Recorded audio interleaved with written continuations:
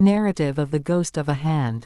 1803. J. Sheridan Le Fanu. I'm sure she believed every word she related, for old Sally was veracious.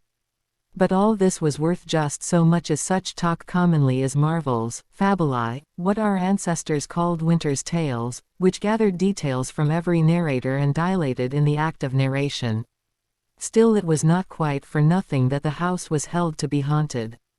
Under all this smoke there smoldered just a little spark of truth, an authenticated mystery, for the solution of which some of my readers may possibly suggest a theory, though I confess I can't.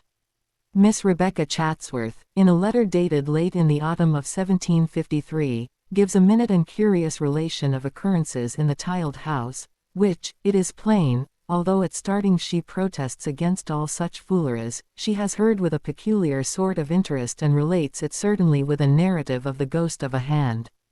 Awful sort of particularity. I was for printing the entire letter, which is really very singular as well as characteristic.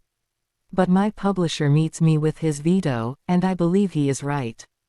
The worthy old lady's letter is, perhaps, too long, and I must rest content with a few hungry notes of its tenor.